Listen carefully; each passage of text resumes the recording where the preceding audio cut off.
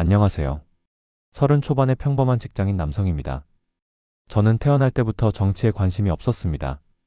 아니, 정확히 말하면 관심을 가질 여유가 없었어요. 제 인생의 유일한 목표는 서울에 집을 마련하는 것이었고, 그걸 위해서는 돈을 차곡차곡 모으는 게 최고라고 생각했습니다. 주변에 정치 이야기를 해주는 친구나 선배도 없었고요.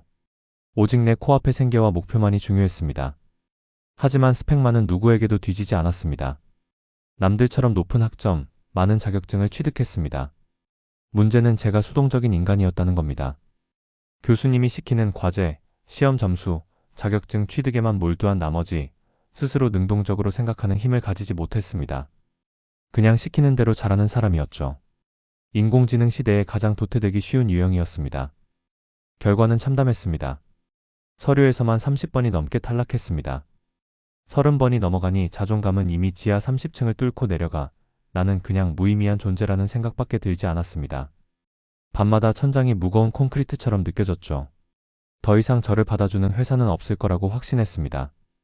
그래서 마지막 배수진을 쳤습니다. 이번에 안 되면 미련 없이 인력사무소에 나가 일용직이라도 할 각오로 이왕 질러보는 거 원대하게 평소 꿈도 꾸지 못했던 회사에 지원서를 넣었습니다. 기적처럼 서류에 합격했고 면접장에 들어섰습니다. 이미 너무 많이 떨어진 탓인지 이제는 정말 지쳤습니다. 예전처럼 가식적인 미소, 완벽하게 포장된 비즈니스용 언어, 사회가 요구하는 모범 답안 연기를 할 기력이 없었습니다. 어차피 떨어질 거, 내 진짜 모습을 보여주고 끝내자라는 심정이었죠.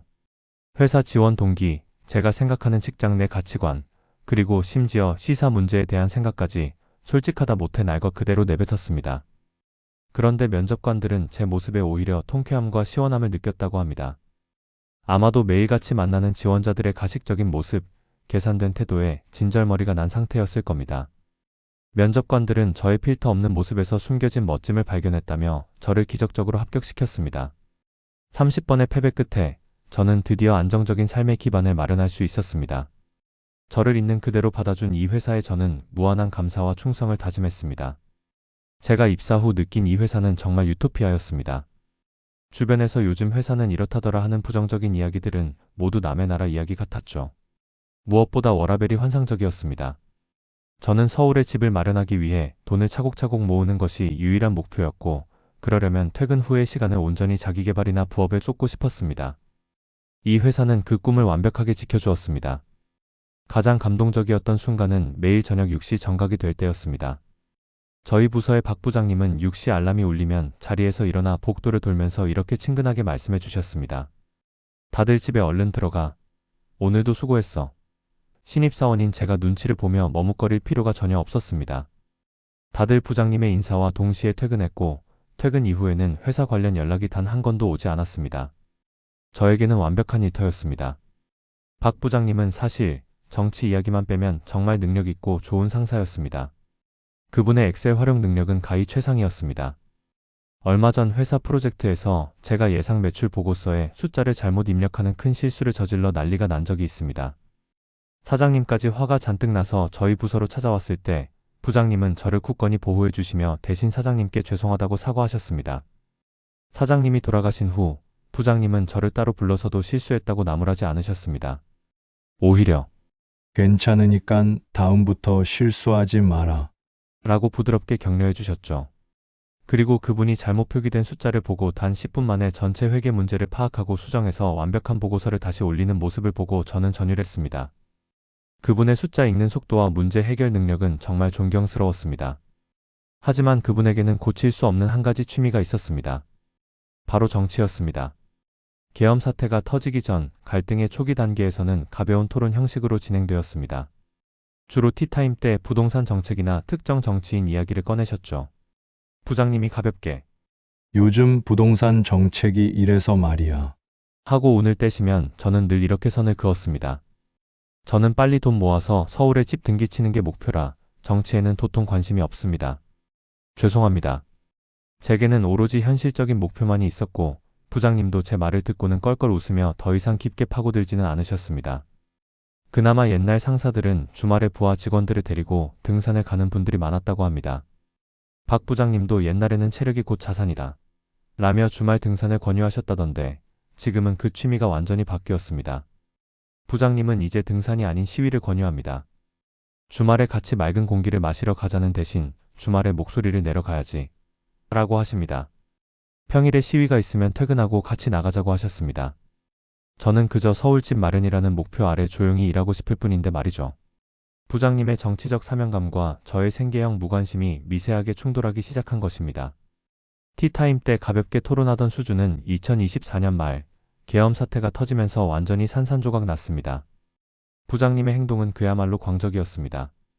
계엄 이전에는 일주일에 두세 번 정도 정치 이야기를 하셨다면 이 사태 이후에는 하루에 5회 이상 저를 포함한 동료들에게 정치적 설교를 하셨습니다. 부장님은 마치 자신의 사명감을 온 세상에 커밍아웃하듯 저희 부서 전체를 정치 현장으로 만들었습니다.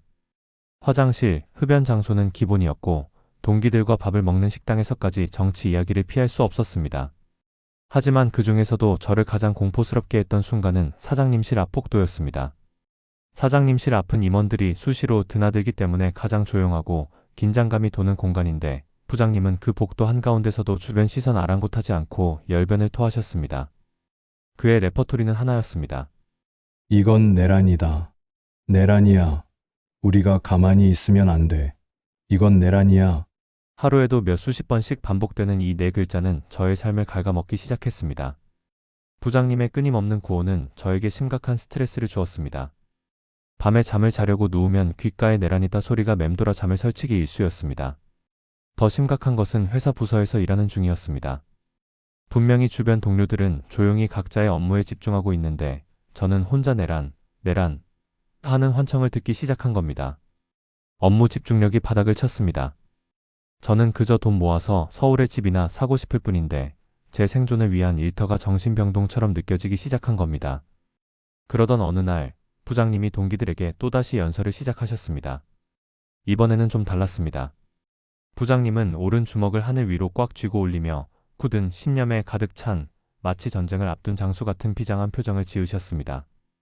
부장님의 그 연설 아닌 연설은 저희 동기들을 선동하려는 의도가 명확해 보였습니다. 그 순간 제 머릿속에서 그동안 억눌렸던 폭력적인 망상이 터져나왔습니다. 저는 부장님 옆에 비치된 빨간 소화기를 보았습니다. 그래, 당신이 원하는 내란을 내가 회사에서 일으켜주마. 코끼리가 물줄기를 내뿜듯 소화기를 부장님과 회사 복도 전체에 뿌려버리고 싶었습니다. 그 분말이 자욱하게 퍼지면 모든 것이 멈추고 잠시라도 이 지긋지긋한 내란 소리에서 해방될 것입니다. 하지만 망상은 망상일 뿐이었습니다. 주변을 둘러보니 저처럼 피곤한 표정을 짓는 동기들도 있었지만 그들은 그저 억지로 박 부장님에게 맞장구를 쳐주며 빨리 이 상황이 끝나기를 바라고 있었습니다.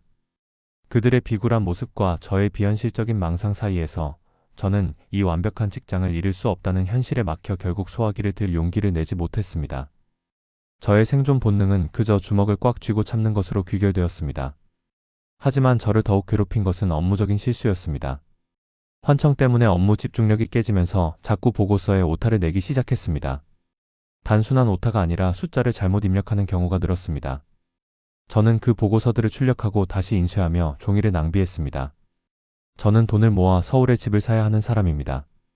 단돈 100원도 아까워야 할 제가 종이를 낭비하고 회사의 업무 효율을 떨어뜨린다는 사실이 저를 벼랑 끝으로 몰았습니다. 이대로는 안 된다. 이 완벽한 직장을 지키기 위해서라도 선을 그어야 한다. 저는 용기를 냈습니다. 퇴근 시간 직전 부장님에게 잠시 드릴 말씀이 있습니다라고 말씀드린 후 빈 회의실로 모셨습니다.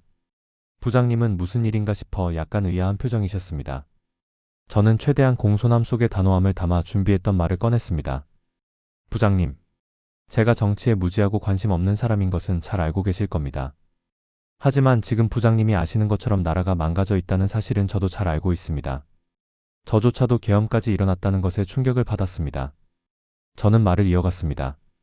하지만 부장님, 지금 계엄이 지속되는 것도 아니고 이 일에 관해 재판이 진행되고 있잖아요. 저는 이 문제를 법에 맡기는 것이 맞다고 생각합니다. 그리고 지금처럼 모두가 혼란스러울 때 저희 같은 직장인들은 각자의 위치에서 맡은 바 최선을 다하는 것이 오히려 나라를 위하는 일이라고 생각합니다. 그게 저희가 할 수 있는 의무 아닐까요? 저는 목소리를 떨지 않으려 노력하며 말을 마무리했습니다. 그러므로 부장님께서 더는 저에게 정치에 관해 얘기하거나 시위를 권유하지 않으셨으면 좋겠습니다. 부장님의 뜻은 이해하지만 저는 저의 일을 하고 싶습니다. 제가 단호하게 말을 마치자 박 부장님은 잠시 멈칫했습니다. 예상치 못한 신입의 반항에 당황하신 것 같았습니다. 그런데 잠시 후 부장님은 저를 쳐다보며 환하게 웃으셨습니다. 그래, 자네 깨어 있구만. 같이 시위 가자. 저는 제 귀를 의심했습니다. 분명히 정치 얘기하지 말아달라고 말씀드렸는데 저의 각자의 위치에서 최선을 다하자는 논리를 깨어있는 시민의 논리로 오해하신 겁니다.